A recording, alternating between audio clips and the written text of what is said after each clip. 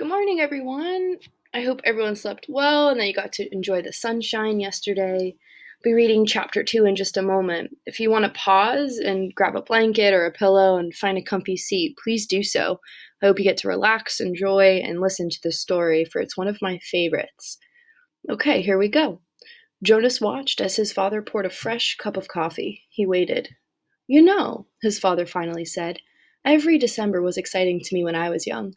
And it has been for you and Lily too, I'm sure. Each December brings such changes.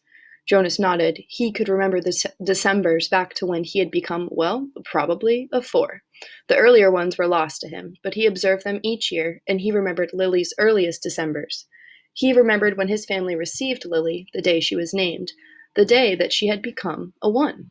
The ceremony for the 1s was always noisy and fun. Each December, all the new children born in the previous year turned 1. 1 at a time, there were always 50 in each year's group. If none had been released, they had been brought to the stage by the nurturers who had cared for them since birth. Some were already walking, wobbly on their unsteady legs. Others were no more than a few days old, wrapped in blankets, held by their nurturers. I enjoy the naming, Jonas said. His mother agreed, smiling. The year we got Lily, we knew, of course, that we'd receive our female because we'd made our application and been approved, but I'd been wondering and wondering what her name would be. I could have sneaked a look at the list prior to the ceremony, Father confided. The committee always makes the list in advance, and it's right there in the office at the nurturing center. As a matter of fact, he went on, I feel a little guilty about this, but I did go in this afternoon and look to see if this year's naming list had been made yet. It was right there in the office, and I looked up number 36. That's the little guy I've been concerned about, because it occurred to me that it might enhance his nurturing if I could call him by a name. Just privately, of course, when no one else is around. Did you find it? Jonas asked. He was fascinated. It didn't seem a terribly important rule, but the fact that his father had broken a rule at all awed him. He glanced at his mother, the one responsible for adherence to the rules, and was relieved that she was smiling. His father nodded. His name, if he makes it to the naming without being released, of course, is to be Gabriel. So I whisper that to him when I feed him every 4 hours and during exercise and playtime, if no one can hear me. I call him Gabe, actually, he said and grinned. Gabe. Jonas tried it out. A good name, he decided. Though Jonas had only become a 5 the year that they acquired Lily and learned her name, he remembered the excitement, the conversations at home, wondering about her, how she would look, who she would be, how she would fit into their established family unit. He remembered climbing the steps to the stage with his parents, his father by his side that year instead of with the nurturer, since it was the year that he would be given a new child of his own. He remembered his mother taking the new child, his sister, into her arms while the document was read to the assembled family units. New child 23, the namer had read. Lily. He remembered his father's look of delight and that his father had whispered, She's one of my favorites.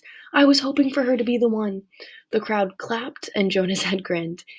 He liked his sister's name. Lily, barely awake, had waved her small fist. Then they had stepped down to make room for the next family unit. When I was an 11, his father said now, as you are, Jonas, I was very impatient, waiting for the ceremony of 12. It's a long 2 days. I remember that I enjoyed the 1s, as I always do, but that I didn't pay much attention to the other ceremonies, except for my sister's. She became a 9 that year and got her bicycle. I'd been teaching her to ride mine, even though technically I wasn't supposed to. Jonas laughed. It was one of the few rules that was not taken very seriously and was almost always broken. The children all received their bicycles at 9. They were not allowed to ride bicycles before then, but almost always the older brothers and sisters had secretly taught the younger ones. Jonas had been thinking already about teaching Lily. There was talk about changing the rule and giving the bicycles at an earlier age. A committee was studying the idea. When something went to a committee for study, the people always joked about it. They said that the committee members would become elders by the time the rule change was made. Rules were very hard to change. Sometimes, if it was a very important rule, unlike the one governing the age for bicycles, it would have to go, eventually, to the receiver for a decision. The receiver was the most important elder. Jonas had never seen him that he knew of. Someone in a position of such importance lived and worked alone. But the committee would never bother the receiver with a question about bicycles. They would simply fret and argue about it themselves for